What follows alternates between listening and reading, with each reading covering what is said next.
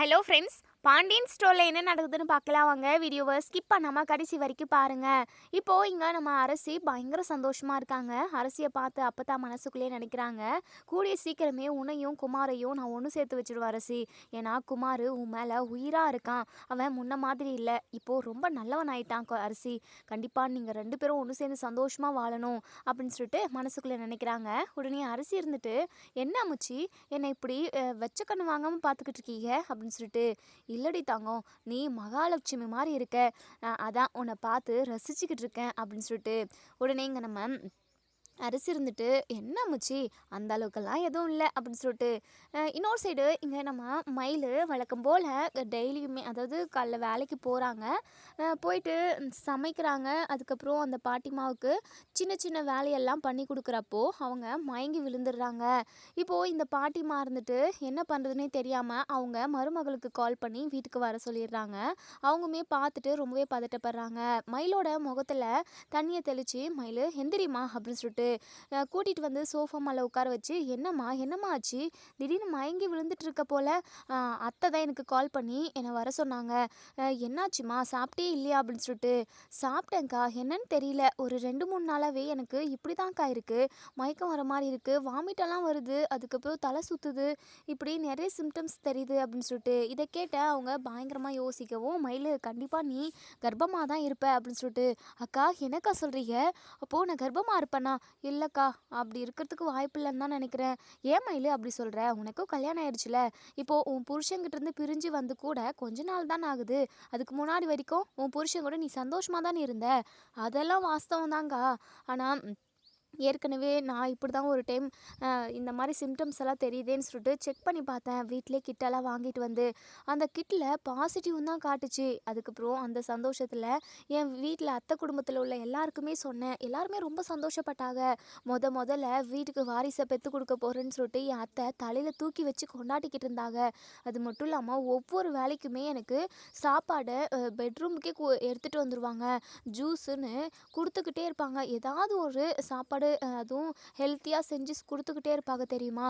அதுக்கப்புறம் 2-3 மாதம் ஆச்சு. அதுக்கப்புறம் குடும்பமாக போயிட்டு நாங்கள் செக்கப் போனோம்.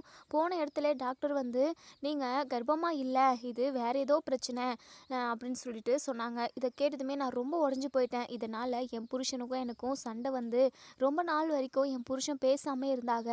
அதான் அப்படின்னு சொல்லிட்டு இங்கே நம்ம மயில் வந்து நடந்த விஷயத்தெல்லாம் சொல்லவும், இதை கேட்ட அந்த மயிலோட ஓனர் இருந்துட்டு, அப்படியெல்லாம் நடக்கிறதுக்கு வாய்ப்பு இருக்காது, நம்ம வேணால் போயிட்டு ஹாஸ்பிட்டலில் செக் பண்ணிட்டு வந்துடுவோமா, எனக்கு தெரிஞ்ச என் ஃப்ரெண்டு லலிதா டாக்டர் இருக்காங்க அப்படின்னு சொல்லிட்டு, அதெல்லாம் வேண்டாங்க, நான் நாளைக்கு அம்மா கூடவே போயிட்டு செக் பண்ணிக்கிறேன், உங்களுக்கு எதுக்காக சிரமம் அப்படின்னு சொல்லிட்டு, அதெல்லாம் ஒரு சிரமம் இல்லை மயில், நான் உன்னை கூட்டிகிட்டு போகிறேன், நீ இந்த வீட்டில் எம்பிட்டு வேலை செய்கிற, என் அத்தையை ரொம்ப நல்லா பார்த்துக்கிற, வேறு யாரையாவது நான் இந்த வீட்டில் ஆள் வச்சு, அதாவது வேலைக்கு ஆள் வச்சுருந்தேன் அப்படின்னா கூட அவங்க ஒரு சில வேலையை மட்டும்தான் என்னால் செய்ய முடியும்னு சொல்லிட்டு கட் அண்ட் ரைட்டாக பேசியிருப்பாங்க. ஆனால் நீ அந்த வேலை இந்த வேலைன்னு எதுவுமே பிரித்து பார்க்காம, இது உன்னுடைய வீடுன்ற மாதிரி ரொம்ப நல்லா வேலை செய்கிற, வீட்டை நல்லா பார்த்துக்கிற என் அத்தையை உன்னோட பெத்த அம்மா மாதிரி பார்த்துக்க, இதெல்லாம் எனக்கு பார்க்குறதுக்கு ரொம்ப சந்தோஷமாக இருக்குது, இப்படியும் ஒருத்தவங்க நேர்மையாக இருப்பாங்களா அப்படின்னு சொல்லிட்டு யோசிக்க தோணுது. இப்படிப்பட்ட உனக்கு நான் ஏன் இந்த மாதிரி சின்ன சின்ன உதவியெல்லாம் செய்யக்கூடாது, அதெல்லாம் நான் பார்த்துக்கிறேன் வா மயில் அப்படின்னு சொல்லிட்டு, உடனே நம்ம மயில் இருந்துட்டு, சரிங்கக்கா நம்ம போகலாம், போகிறதுக்கு முன்னாடி மீனாக்கு ஒரு வார்த்தை கால் பண்ணி சொல்லிட்டா என்ன அப்படின்னு சொல்லிட்டு, ஆமாம் நானே உங்ககிட்ட சொல்லலாம்னு நினச்சேன், மீனாவுக்குமே கால் பண்ணி சொல்லு, இது விஷயமா மீனாவுமே ரொம்ப சந்தோஷப்படுவாங்க, அது மட்டும் இல்லாமல் ஹாஸ்பிட்டலுக்குமே நம்ம மீனாவை வர வச்சிடலாம் அப்படின்னு சொல்லிட்டு, சரிங்கக்கா அப்படின்னு சொல்லிட்டு அதாவது நம்ம மயில் வந்து மனசுக்குள்ளேயே நினைக்கிறாங்க, இந்த சந்தோஷமான விஷயத்த மீனா கிட்டே சொல்லணும் அப்படின்னு சொல்லிட்டு அவ்வளோ ஒரு ஆர்வம் சந்தோஷம். இப்போது மீனாவுக்குமே கால் பண்ணி ஹாஸ்பிட்டலுக்கு வர சொல்லவும், ஐயோ என்னக்கா ஆச்சு மயிலக்காக்கு அப்படின்னு சொல்லி கேட்கவும், ஒரு பிரச்சனையும் இல்லை மீனா, நீ கிளம்பி உடனே வந்துரு, எதுவாக இருந்தாலும் அங்கே வந்து பேசிக்கலாம் அப்படின்னு சொல்லிட்டு, எங்கள் மீனா ரொம்பவே பதட்டமாக வேலைக்கு லீவ் சொல்லிவிட்டு ஹாஸ்பிட்டலுக்கு கிளம்பி வராங்க. இங்கே நம்ம மயில் வந்து மீனாவை பார்த்ததுமே ஓடி போய் கட்டி பிடிச்சிக்கிறாங்க. "அக்கா என்னக்கா ஆச்சு?" அப்படின்னு சொல்லி கேட்கவும், "ஒரு பிரச்சனையும் இல்லை மீனா, நீ கவலைப்படாத. நாங்கள் ஹாஸ்பிட்டலுக்கு தான் வந்திருக்கோம். சின்னதாக மயக்கம் வந்துருச்சு, மயங்கி விழுந்துட்டேன். அதுக்கப்புறம் இந்த அக்கா தான் என்னை ஹாஸ்பிட்டலுக்கு கூட்டிகிட்டு வந்தாங்க. இன்னும் டாக்டரெல்லாம் பார்க்கல, டோக்கன் தான் போட்டிருக்கோம்" அப்படின்னு சொல்லிட்டு. உடனே இங்கே நம்ம மீனா இருந்துட்டு, "அக்கா வேறு எதுவும் பிரச்சனை இல்லை" அப்படின்னு சொல்லிட்டு பதட்டமாக கேட்கவும், அந்த ஓனர் அம்மா இருந்துட்டு, "இங்கே பாரு மீனா, நீ கவலையே படாத, ஒரு பிரச்சனையும் இல்லை. எனக்கு என்னென்னா மயில் கர்ப்பமா இருப்பாங்களோன்னு தான் எனக்கு சந்தேகமா இருக்கு" அப்படின்னு சொல்லிட்டு. இதை கேட்ட எங்க மீனா பயங்கரமா அதிர்ச்சி ஆகுறாங்க. "என்னக்கா சொல்றீங்க? மயிலக்கா உண்மையாவா?" எனக்கே தெரியல மீனா. நான் படிப்பு விஷயத்துல, அதுக்கப்புறம் நகை விஷயத்துலன்னு இப்படி என் அப்பா அம்மா சொன்னதெல்லாம் அது அவங்க சொன்ன பொய்க்கெல்லாம் உடந்தையா இருந்தேன். அதெல்லாம் உண்மைதான். ஆனா முன்னாடி ஒரு டைமு நான் ப்ரெக்னென்ட்டா இருக்கேன்னு சொல்லிட்டு செக் பண்ணி பார்த்ததுல பாசிட்டிவ் தான் வந்துச்சு. குழந்தை விஷயத்துல நான் சத்தியமா பொய் சொல்லல மீனா. இப்போவும் அதே மாதிரி இருக்குமோன்னு சொல்லிட்டு எனக்கு ஒரு மாதிரி பயமாகவும் பதட்டமாகவும் இருக்குது மீனா" அப்படின்னு சொல்லவும், மீனா இருந்துட்டு, "இங்கே பாருங்கக்கா, நீங்கள் கவலையே படாதீங்க, கண்டிப்பாக எல்லாமே நல்லதாகவே நடக்கும். அந்த கடவுள் தான் உங்களுக்கு இப்படி ஒரு அம், ஒரு தாய்மையை ஏற்படுத்தி கொடுத்துருக்காங்கன்னு நான் நினைக்கிறேன். எனக்கும் குழந்தை பெற்றுக்கணும்னு ஆசை தான். ஆனால் இப்போதைக்கு அதை நாங்கள் தள்ளி வச்சுருக்கோம்.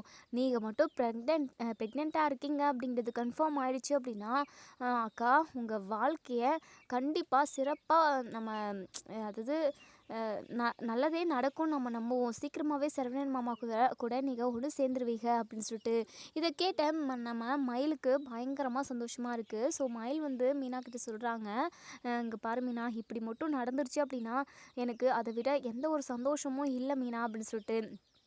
இப்போது மயிலை கூப்பிடுறாங்க. இங்கே நம்ம மயில் கூட இவங்க 2 பேருமே போகிறாங்க. டாக்டர்கிட்ட இந்த சிம்டம்ஸ் எல்லாம் சொல்லவும், டாக்டர் வந்து ப்ரெக்னென்சிக்கான எல்லா டெஸ்ட்டுமே பண்ணுறாங்க, ஸ்கேனிங்குமே பண்ணுறாங்க. இப்போது மீனா இருந்துட்டு, "டாக்டர் ஸ்கேனிங் ரிப்போர்ட்டில் என்ன வந்திருக்கு? அக்கா ப்ரெக்னெண்ட்டாக இருக்காங்களா?" அப்படின்னு சொல்லி கேட்கவும், நம்ம டாக்டர் சைலண்ட்டாகவே பார்த்துக்கிட்டு இருக்காங்க. "என்ன எதுவுமே பேசாமல் அமைதியாக பார்த்துக்கிட்டு இருக்காங்க" அப்படின்னு சொல்லிட்டு. "என்ன டாக்டர் எதுவுமே சொல்ல மாட்டேங்கிறீங்க? ப்ரெக்னெண்ட்டாக இருக்காங்களா இல்லை இல்லையா? இல்லை வேறு ஏதாவது பிரச்சனையா? அதுக்கு டேப்லெட் கொடுக்குறீங்களா?" அப்படின்னு சொல்லி கேட்கவும், உடனே டாக்டர் இருந்துட்டு, "இருங்கம்மா, ரிப்போர்ட்டை தான் பார்த்துக்கிட்டு இருக்கேன்" அப்படின்னு சொல்லிட்டு ரிப்போர்ட்லாம் பார்த்து முடிச்சுட்டு எங்கள் டாக்டர் வந்து, "மீனா, இவங்க ப்ரெக்னெண்ட்டாக தான் இருக்காங்க" அப்படின்னு சொல்லிட்டு. இதை கேட்ட இங்கே நம்ம மயிலுக்கு பயங்கர சந்தோஷம். அப்படியே கண்ணில் தண்ணீரெல்லாம் வருது. நம்ம மீனா ரொம்பவே சந்தோஷமா, "அக்கா இனிமேல் நீங்கள் கவலையே படாதீங்க. நீங்கள் நினச்ச மாதிரி சரவணன் மாமா கூட ஒன்று சேரத்துக்கான வாய்ப்பு தான் இது. அந்த கடவுள் உங்கள் கூட இருக்க தான் செய்கிறாருக்கா. உங்கள் அம்மாவை நம்பி நீங்கள் உங்கள் வாழ்க்கையவே தொலைச்சிங்க. ஏதோ தப்பு பண்ணதை நீங்கள் உணர்ந்துட்டீங்க. அந்த நிமிஷமே அந்த கடவுள் உங்கள் பக்கம் துணையாக வந்துட்டாருக்கா. நீங்கள் இனிமேல் எதுக்காகவும் கவலைப்படாதீங்க. இந்த விஷயத்த நான் சீக்கிரமாகவே அத்தைக்கிட்ட சொல்லணும்" அப்படின்னு சொல்லிட்டு நம்ம மீனா உடனே ஃபோனை எடுக்கவும், அதுக்கப்புறம் யோசிக்கிறாங்க. "என்ன மீனா?" அப்படின்னு சொல்லி கேட்கவும், "இல்லைக்கா, நான் இந்த விஷயத்த சொன்னேன் அப்படின்னா கண்டிப்பாக இது வேறு மாதிரி தான் போய் முடியும். நீங்கள் என்ன பண்ணுறீங்க அப்படின்னா வீட்டில் போயிட்டு இந்த விஷயத்த சொல்லிவிட்டு அதுக்கப்புறம் நம்ம அத்தைக்கிட்ட வந்து நீங்களும் உங்கள் அம்மாவும் பேசுங்கக்கா. அதுதான் கரெக்டாக வரும்னு எனக்கு தோணுது" அப்படின்னு சொல்லிட்டு. சரி மீனா. ரொம்ப சந்தோஷப்படுறாங்க. ஆனந்த கண்ணீர் விடுறாங்க நம்ம மயில். அவ்வளோ ஒரு சந்தோஷம். உடனேங்க நம்ம ஓனர் அம்மா இருந்துட்டு, "என்னம்மா மயில், இனிமேல் நீ அப்போது வேலைக்கெல்லாம் வரமாட்டியாம்மா?" அப்படின்னு சொல்லி கேட்கவும், "ஐயோ அக்கா, அப்படியெல்லாம் இல்லைக்கா. குழந்த பிறக்கிற வரைக்கும் நான் வேலைக்கு வருவேன்க்கா" அப்படின்னு சொல்லிட்டு. "அது எப்படிம்மா முடியும்? ப்ரெக்னெண்ட்டாக இருக்கிறப்போ சில வேலையெல்லாம் செய்கிறது ரொம்ப கஷ்டமாக இருக்கும்ல. அது எப்படிம்மா உன்னால் முடியும்?" அப்படின்னு சொல்லிட்டு. உடனே நம்ம மீனா இருந்துட்டு, "அக்கா நீங்கள் கவலையே படாதீங்க. அக்காவால் முடிகிற அளவுக்கு செய்யட்டும். அதுக்கப்புறம் முடியல அப்படின்னா நான் வேறு யாருக்கிட்டையாவது சொல்லி உங்களுக்கு ஆள் சேர்த்து விடுறேன்" அப்படின்னு சொல்லிட்டு. உடனே அவங்க, "இல்லை மீனா, மயில் மாதிரி யாருமே இருக்க மாட்டாங்க. உண்மையாகவே எல்லா வேலையும் இழுத்து போட்டுக்கிட்டு செய்கிறாங்க. அது மட்டும் இல்லாமல் என் அத்தையை அவங்களோட அம்மா மாதிரி பார்த்துக்கிறாங்க. உண்மையாகவே மயில் ரொம்ப கிரேட். அவங்க நல்ல மனசுக்கு எல்லாமே நல்லதாகவே நடக்கும். சரி மீனா, நீ மயிலை கூட்டிகிட்டு போ, எனக்கு வேலை இருக்குது, அத்தை தனியாக இருப்பாங்க, நான் கிளம்புறேன்" அப்படின்னு சொல்லிட்டு இங்கே அவங்க கிளம்பி போயிடுறாங்க. இப்போது நம்ம மீனாவும் மயிலும் கோவிலுக்கு போயிட்டு சாமி கும்பிட்டுட்டு அதுக்கப்புறம் இங்கே நம்ம மீனா வந்து அவங்க குவார்ட்டர்ஸ்க்கு போயிடுறாங்க. மயிலுமே அவங்க வீட்டுக்கு போகிறாங்க.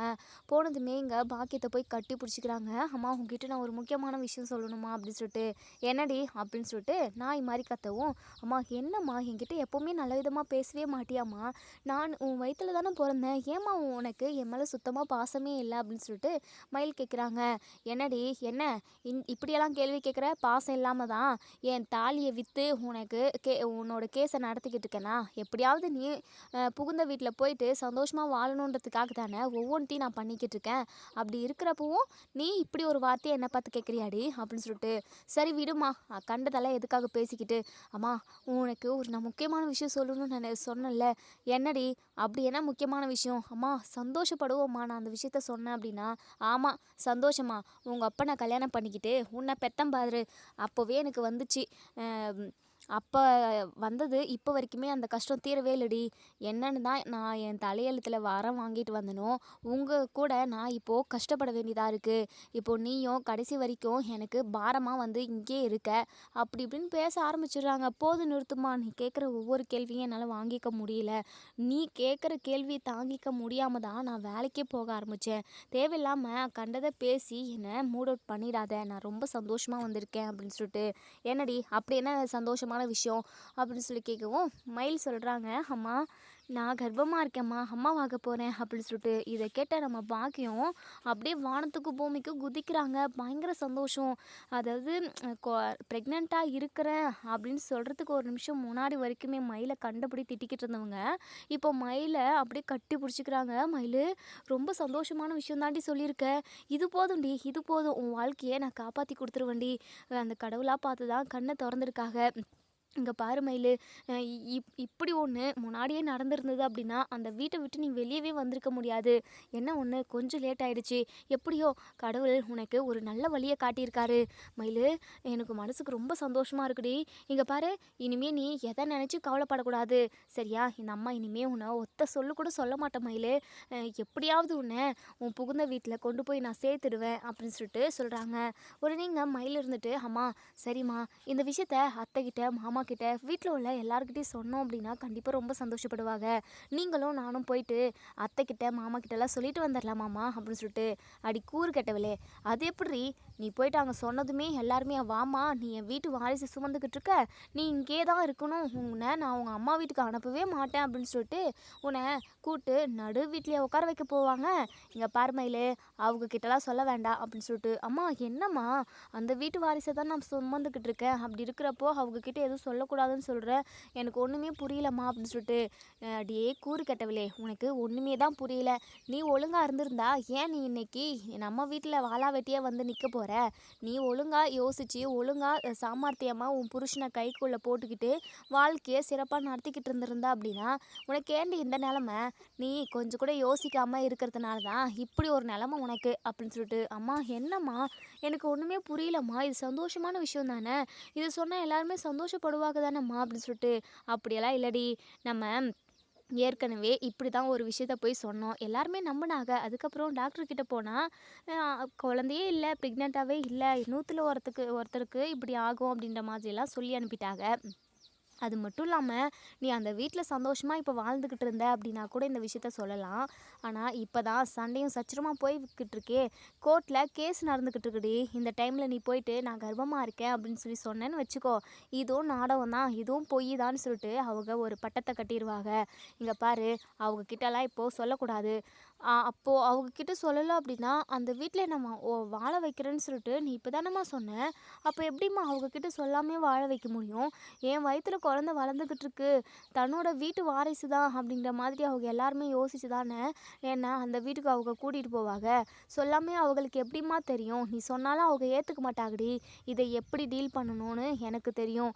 எண்ணி 2-3 நாளில் உன்னை உன் புகுந்த வீட்டுக்கு நான் அனுப்பிடுறேன்டி. நீ நிம்மதியாக சந்தோஷமாக போயிட்டு வயிறு நிறைய சாப்பிட்டு உள்ளே படுத்து தூங்கி ரெஸ்ட் எடுப்போ. சமைச்சு வச்சுருக்கேன் பாரு, போட்டுக்கிட்டு சாப்பிடு. அப்படி போட்டுக்க முடியல அப்படின்னா என்கிட்ட சொல்லு மயிலே, நான் போட்டு கொடுக்குறேன் அப்படின்ற மாதிரி இங்கே அவ்வளோ அக்கறையை காட்டுறாங்க பாக்கியம். அதுக்கப்புறம் நம்ம மயிலுமே ரூமுக்கு போயிட்டு பயங்கர சந்தோஷமாக இருக்காங்க. நம்ம சரவணனோட ஃபோட்டோவை ஃபோனில் பார்த்துக்கிட்டே, மாமா நீங்கள் அப்பாவாக போகிறீங்க, நான் அம்மாவாக போகிறேன், நமக்கு குழந்த பிறக்க போகுது மாமா, நம்ம 3 பேருமே சந்தோஷமா இருக்கணும். அப்படியே நம்ம 3 பேரோட வாழ்க்கை அப்படியே சிறப்பா இருக்கணும். நான் ஆசைப்படுறது எல்லாத்தையுமே நீங்க நிறைவேத்தி வைக்கணும். உங்களுக்கு ஒரு நல்ல மனைவியா நான் இருக்கணுமாம்மா.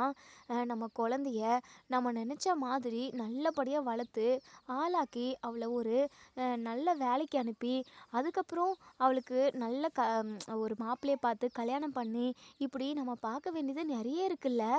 இதெல்லாம் நெனச்சாவே ரொம்ப சந்தோஷமா இருக்குமாம்மா. அ எப்ப இதெல்லாம் நடக்கும்னு சொல்லிட்டு அப்படியே மனசு கடந்து தவிச்சு அடிச்சுக்குது மாமா அப்படின்னலாம் எங்கள் ஃபோட்டோவை பார்த்து நம்ம மயிலு பேசிக்கிட்டு இருக்காங்க. ஸோ இன்னொரு சைடு இங்கே நம்ம பாக்கியம் மாணிக்கத்தை கூட்டிக்கிட்டு நேராக இங்கே போலீஸ் ஸ்டேஷனுக்கு தான் போகிறாங்க. போலீஸ் ஸ்டேஷனில் அந்த இன்ஸ்பெக்டர் இங்கே பாக்கியத்தை பார்த்ததுமே என்ன இவங்க வராங்க, திரும்பவும் ஏதாவது சண்டை இழுத்துக்கிட்டு வராங்களோ அப்படின்ற மாதிரியெல்லாம் நினைக்கிறாங்க. ஏன்னா கோமதி குடும்பத்து மேலே எந்த ஒரு தப்புமே இல்லை, நம்ம பாக்கியத்து மேலே தான் எல்லா தப்பும் அப்படிங்கிறது நம்ம இன்ஸ்பெக்டருக்கு தெரியும். அப்படி இருக்கிறப்போ இவங்கள பார்த்தாவே ஒரு மாதிரி இலக்கானமாக பார்க்குறாங்க. உடனே இங்கே பாக்கியம் இருந்துட்டு மேடம் மேடம் உங்ககிட்ட நான் ஒரு முக்கியமான விஷயம் பேசுறதுக்காக வந்தேன் மேடம் அப்படின்னு சொல்லி சொல்கிறாங்க. உடனே இன்ஸ்பெக்டருமே என்னம்மா இன்னைக்கு ஏதாவது வம்பை இழுத்துக்கிட்டு வந்துட்டு இருக்கியா, நீ வந்தாவே பெரும் பிரச்சனையே தான் வரும், அது மட்டும் இல்லாமல் தப்பு உன் பக்கம் தான் இருக்கும், ஆனால் தப்பே பண்ணலன்னு சொல்லிட்டு இன்னொரு குடும்பத்து மேலே பழிய போட்டுட்டு அந்த குடும்பத்தவே ரொம்ப காயப்படுத்துவ கஷ்டப்படுத்துவ, உன்னுடைய கேரக்டர் எங்களுக்கு நல்லாவே தெரியுமா, அதான் கோர்ட்லேயுமே கேஸ் போய்கிட்டு இருக்குல்ல, அப்படி இருக்கிறப்போ நீ எதுக்காகம்மா இங்கே வந்த, எதுவாக இருந்தாலும் கோர்ட்டில் பார்த்துக்க வேண்டியது தானே அப்படின்னு சொல்லிட்டு உடனே இங்கே பாக்கி இருந்துட்டு மேடம் அது விஷயமா தான் மேடம் பேச வந்தேன், என் பொண்ணு கர்ப்பமாக இருக்கா மேடம் அப்படின்னு சொல்லிட்டு இதை கேட்ட போலீஸு யோசிக்கிறாங்க. என்ன மேடம் இப்படி யோசிக்கிறீங்க அப்படின்னு சொல்லிட்டு இங்கே பாக்கியம் கேட்கவும், இல்லை நீங்கள் பொய் சொல்கிறீங்களோன்னு யோசிக்கிறேன். ஐயோ சத்தியமாக இல்லை மேடம், இந்த விஷயத்தில் போய் யாராவது மறைப்பாங்களா, என்ன குழந்தை என்ன வருஷம் ஃபுல்லாக வயிற்றுக்குள்ளேவா இருக்க போகுது, 10 மாதத்தில் வெளியே வந்துட போகுது, குழந்தை விஷயத்தில் போய் மறைக்க முடியுமா மேடம், அது மட்டும் இல்லாமல் என் பொண்ணுக்கு ஹாஸ்பிட்டலில் போயிட்டு ஸ்கேனிங் எல்லாம் பண்ண ரிப்போர்ட்ஸ் எல்லாம் எடுத்துகிட்டு வந்திருக்கேன், இங்கே பாருங்கள் மேடம் அப்படின்னு சொல்லிட்டு அதை காட்டுறாங்க. உடனே போலீஸுமே அதை பார்த்துட்டு சரிம்மா நாங்கள் நம்புகிறோம், இது ஒரிஜினல் தான், சரி சரி இப்போ என்னம்மா பண்ணணும், இல்லை மேடம் என் பொண்ணையும் மாப்பிள்ளையும் ஒன்று சேர்த்து வைக்கணும், நடந்ததுக்கு எல்லாத்துக்குமே நாங்கள் சேர்த்து மன்னிப்பு கேட்டுடுறோம், இதுக்கப்புறம் எந்த தப்பும் நடக்காத மாதிரி நாங்கள் பார்த்துக்குறோம், அதனால் நீங்கள் சம்மந்தி வீட்டில் பேசி ஒரு நல்ல முடிவை சொல்லுங்கள் மேடம் அப்படின்னு சொல்லிட்டு இங்கே நம்ம பாக்கியம் வந்து சொல்கிறாங்க. சரிங்கம்மா நீங்கள் கவலைப்படாதீங்க, வயிற்றில் வளர்கிற பிஞ்சு குழந்தைக்காக நாங்கள் அவங்க வீட்டுக்கு போய் பேசுகிறோம், கண்டிப்பாக மயிலை அந்த வீட்டுக்கு நம்ம வாழ்கிறதுக்காக அனுப்பி வைப்போம் அப்படின்னு சொல்லிட்டு சொல்கிறாங்க. இதை கேட்ட நம்ம பாக்கியத்துக்கு பயங்கர சந்தோஷமாக இருக்குது. ரொம்ப நன்றி மேடம், ஏதோ ஒன்று பேசிட்டு எனக்கு கால் பண்ணி சொல்லுங்கள் மேடம் அப்படின்னு சொல்லிட்டு சரிங்க சரிங்க அப்படின்னு சொல்லிட்டு இப்போது பாக்கியமும் மாணிக்கமும் ரொம்பவே சந்தோஷமாக வீட்டுக்கு போகிறாங்க. ஸோ போலீஸும் ஒரு கான்ஸ்டபிள் இவங்க 2 பேருமே இப்போது கோமதியோட வீட்டுக்கு தான் போகிறாங்க. போனதுமேங்க நம்ம கோமதி அப்பத்தா அரசி ராஜி இவங்க தான் இருக்காங்க. போலீஸை பார்த்ததுமே கொஞ்சம் பதட்டப்படுறாங்க. என்னம்மா திடீர்னு வந்திருக்கீங்க அப்படின்னு சொல்லிட்டு கோமதி கேட்கவும், இங்கே பாருங்கள் ஒரு முக்கியமான விஷயம் பேசுறதுக்காக தான் வந்திருக்கோம், உங்கள் வீட்டில் உங்கள் ஹஸ்பண்ட் யாரும் இல்லையா அப்படின்னு சொல்லிட்டு அவங்க கடைக்கு போயிருக்காங்க, சரிம்மா உடனே கிளம்பி அவங்கள வர சொல்லுங்கள் அப்படின்னு சொல்லிட்டு போலீஸ் சொல்கிறாங்க. மேடம் ஏதாவது பிரச்சனையா மேடம், ஏதாவது பிரச்சனை வர மாதிரி நாங்கள் எந்த ஒரு தப்புமே எங்கள் குடும்பத்தில் உள்ளவங்க பண்ணியிருக்கவே மாட்டாங்க, பிரச்சனையெல்லாம் எதுவும் இல்லைம்மா, நான் உங்ககிட்ட சும்மா சிம்பிளாக பேசிட்டு போகிறதுக்காக தான் வந்திருக்கேன், மற்றபடி எதுவும் பிரச்சனையெல்லாம் இல்லை, நீங்கள் பயப்பட வேண்டாம், நீங்கள் உங்கள் ஹஸ்பண்ட்க்கு கால் பண்ணி வீட்டுக்கு வர சொல்லுங்கள் அப்படின்னு சொல்லிட்டு போலீஸ் சொல்கிறாங்க. ஸோ நம்ம கோமதி என்னவா இருக்குமோ அப்படின்னு சொல்லிட்டு இங்கே பாண்டியனுக்கு கால் பண்ணுறாங்க. ஆனால் பாண்டியன் கால் அட்டன் பண்ணுறதில்ல. அதுக்கப்புறம் சரவணனுக்கு கால் பண்ணி விஷயத்த சொல்கிறாங்க. என்னம்மா சொல்கிற, எதுக்காக வந்திருக்காங்க அப்படின்னு சொல்லி கேட்கவும், எனக்கே தெரியல சரவணா, நீ அப்பாவை கூட்டிக்கிட்டு உடனே வீட்டுக்கு வாடா அப்படின்னு சொல்லிட்டு, சரிம்மா இதை உடனே வரேன் நீங்கள் பயப்படாமல் இருங்க அப்படின்னு சொல்லிட்டு இப்போது சரவணனும் நம்ம பாண்டியனும் வீட்டுக்கு வந்துடுறாங்க. போலீஸை பார்த்ததுமே பாண்டியன் இருந்துட்டு சொல்லுங்கள் மேடம் திருதுப்புன்னு வந்திருக்கீங்க அப்படின்னு சொல்லி கேட்கவும், ஆமாங்க அப்படின்னு சொல்லிட்டு உங்ககிட்ட ஒரு முக்கியமான விஷயம் பேசணும். உடனே கோமதி இருந்துட்டு என்ன விஷயம் மேடம் அப்படின்னு சொல்லி கேட்கவும், உங்கள் மருமக கர்ப்பமாக இருக்காங்க அப்படின்னு சொல்லி சொல்கிறாங்க. இதை கேட்ட எங்கள் பாண்டியன் சரவணன் நம்ம கோமதி 3 பேருமே பயங்கரமாக அதிர்ச்சி ஆகுறாங்க. நம்ம சரவணன் இங்கே பாருங்க மேடம், அவங்க யார் உங்களுக்கு சொன்னது அந்த மயில் கர்ப்பமாக இருக்கான்னு சொல்லிட்டு அப்படின்னு சொல்லவும், அவங்க தான்ப்பா, அவங்க அந்த மயிலோட அம்மாவும் அப்பாவும் தான் ஸ்டேஷனுக்கு வந்து விஷயத்த சொன்னாங்க. இனிமேல் கேஸ் எல்லாம் எதுவும் வேண்டாம், அந்த வீட்டோட வாரிசை என் பொண்ணு சுமந்துக்கிட்டு இருக்கா, அப்படி இருக்கிறப்போ என் பொண்ணு இந்த வீட்டில் தான் வாழ்ந்தாகணும் அப்படின்னு சொன்னாங்க. இருந்தாலும் கோர்ட்லேயே நீங்கள் பார்த்துக்கலாம், நீங்கள் என்ன சொல்கிறீங்க அப்படிங்கிறத நாங்கள் கேட்டு தெரிஞ்சுக்கிட்டு அதுக்கப்புறம் பார்த்துக்கலான்ற மாதிரி நாங்கள் வந்திருக்கோம். என்ன சொல்கிறீங்க அப்படின்னு சொல்லி கேட்கவும், உடனே சரவணன் இருந்துட்டு, மேடம் நம்பாதீங்க மேடம், ஏற்கனவே இப்படி தான் போய் சொல்லி அந்த மயில் எங்கள் குடும்பத்துக்குள்ளே நுழைஞ்சா, தயவு செஞ்சு அதை நம்பவே நம்பாதீங்க, அவங்க பொய் சொல்லுவாங்க மேடம் அப்படின்னு சொல்லவும், உடனே இங்கே நம்ம போலீஸ் இருந்துட்டு, அவங்க பொய் சொல்ல ஒரிஜினல் ரிப்போர்ட்ஸ் எல்லாம் எங்ககிட்ட இருக்குது, ஸ்கேனிங் ரிப்போர்ட் இந்தாங்க பாருங்க அப்படின்னு சொல்லிட்டு இங்கே ரிப்போர்ட்ஸ் எல்லாம் கொடுக்குறாங்க. ஒருவேளை இது ஃபேக்காக இருக்குமோ, இல்லை சார் இது ஒரிஜினல் தான், ஃபேக்காக இருந்தால் நம்ம கண்டுபிடிச்சிடலாம் அப்படின்னு சொல்லிட்டு உடனேங்க அது மட்டும் இல்லாமல் நம்ம அதாவது இந்த ஹாஸ்பிட்டலை பற்றி எனக்கு நல்லாவே தெரியும், ஃபேக்கெல்லாம் ரெடி பண்ணவே முடியாது, அவங்கெல்லாம் ஒத்துக்கவே மாட்டாங்க அப்படின்ற மாதிரியுமே எங்கள் இன்ஸ்பெக்டர் சொல்லவும், நம்ம கோமதி இடிஞ்சு போயிருக்காங்க. இங்கே பாருங்க மேடம், அவங்க ஏதோ ஒரு ஃப்ராடு வேலை பண்ணுறாங்க, அவள் வயிற்றில் வளர்கிற குழந்தை கண்டிப்பாக என் பையனோடதெல்லாம் இருக்காது அப்படின்னு சொல்லவும், இன்ஸ்பெக்டர் இருந்துட்டு, இங்கே பாருங்கள் அப்படி தப்பாக பேசாதீங்க, அந்த பொண்ணை பார்த்தா அப்படியெல்லாம் தெரியல, கண்டிப்பாக உங்கள் வீட்டு வாரிசை தான் அந்த பொண்ணு சுமந்துக்கிட்டு இருக்கு, நீங்கள் கோர்ட்டுக்கே போனீங்க அப்படின்னாலுமே கோர்ட்டில் கண்டிப்பாக நம்ம மயில் பக்கம் தான் சாதகமாக தீர்ப்பு சொல்லுவாங்க, எப்படியுமே கொஞ்ச நாளில் மயில் இந்த வீட்டுக்கு வந்து வாழ்கிற மாதிரி தான் இருக்கும், நீங்கள் அதை ஏற்றுக்கிட்டு தான் ஆகணும், வேறு வழி இல்லை அப்படின்னு சொல்லிட்டு சரவணன் பயங்கரமாக டென்ஷன் ஆகுறாங்க. இங்கே பாருங்கள் மேடம், அதெல்லாம் என்னால் முடியவே முடியாது, அப்படி ஒரு ஏமாத்துக்காரி கூட என்னால் ஒன்று சேர்ந்து வாழ முடியாது, எனக்கு என்னமோ இந்த கர்ப்பமாக இருக்கிற விஷயத்தில் கூட ஏதோ ஒரு திருட்டு வேலை நடந்திருக்குன்னு எனக்கு தோணிக்கிட்டே இருக்குது, கண்டிப்பாக அதையும் நான் கண்டுபிடிக்கிறேன் மேடம் அப்படின்னு சொல்லிட்டு, சரிங்க நான் உங்களுக்கு இன்ஃபார்ம் பண்ணுறதுக்காக வந்தேன், அது மட்டும் இல்லாமல் அந்த பொண்ணை நீங்கள் ஏற்றுக்கிறது தான் நல்லதுன்னு எனக்கு தோணுது, ஏதோ நடந்தது நடந்து போச்சு, இதுக்கப்புறம் அவங்க ஒழுங்காக இருக்காங்களான்னு சொல்லிட்டு நீங்கள் பார்த்துக்கோங்க, எனக்கு தெரிஞ்ச வரைக்கும் நீங்கள் 2 பேரும் ஒன்று சேர்ந்து வாழ்ந்தால் கரெக்டாக இருக்குமோன்னு எனக்கு தோணுது, ஏன்னா அந்த குழந்தையோட எதிர்காலத்தை நீங்கள் யோசிச்சு பார்க்கணும். உடனே சரவணன் இருந்துட்டு, இங்கே பாருங்கள் மேடம் என்னால் முடியவே முடியாதுன்னு சொல்லி கத்தவும், இன்ஸ்பெக்டர் இருந்துட்டு, இங்கே பாருங்கள் ஏதோ ஒன்று முடிவெடுங்க, அதை பற்றி எங்களுக்கு கவலை இல்லை, நாங்கள் ஏதோ சொல்லணும்னு வந்தோம் சொன்னோம், அது மட்டும் இல்லாமல் அந்த பொண்ணோட அம்மா தான் பேச சொன்னாங்க, அவங்க பேச சொன்னதுனால தான் நாங்கள் வந்தோம், மற்றபடி நீங்கள் எல்லாமே கோர்ட்டில் பார்த்துக்கோங்க சரிங்களா அப்படின்னு சொல்லிட்டு கிளம்பி போயிடுறாங்க.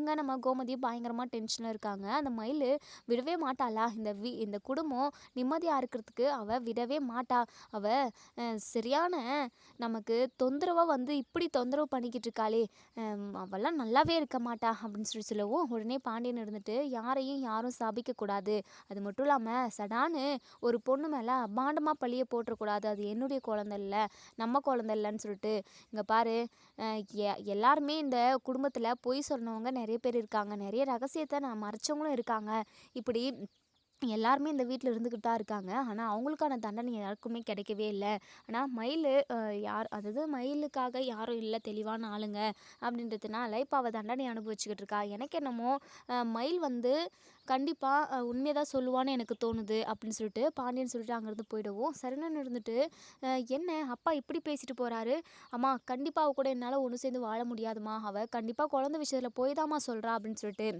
உடனே கோமதி இருந்துட்டு, டேய் சரவணா நீ கவலைப்படாதடா, எதுவாக இருந்தாலும் நம்ம கோர்ட்டில் பார்த்துப்போம், கண்டிப்பாக அந்த குழந்தைன்றது இல்லவே இல்லை தான், அவங்க ஏதோ பொய் சொல்கிறாங்க, உன் கூட ஒன்று சேர்ந்து வாழணுன்றதுக்காக அந்த மயில் ஃப்ராடு பேச்சு பேசிக்கிட்டு இருக்காடா, அவளை நான் உண்டுலன்னு பண்ணுறேன், நீ கவலைப்படாத சரவணா, நீ கவலைப்படாமல் இரு நான் பார்த்துக்கிறேன் அப்படின்னு சொல்லிட்டு, அம்மா என்னம்மா பண்ண முடியும், என் வயிற்றில் அவனோட வாரிசு தான் வாழ்ந்துக்கிட்டு இருக்குன்னு சொல்லிட்டு ஜட்ஜுக்கிட்ட இந்த மயில் சொன்னா அப்படின்னா கண்டிப்பாக ஜட்ஜ் இருந்துட்டு குழந்தையோட எதிர்காலத்தை நினச்சி அந்த மயிலை என் கூட தானே வாழ சொல்லுவார், அப்புறம் நான் என்னம்மா பண்ணுறது அப்படின்னு சொல்லிட்டு இங்கே நம்ம சரவணன் பயங்கரமாக அப்செட்டாக இருக்காங்க.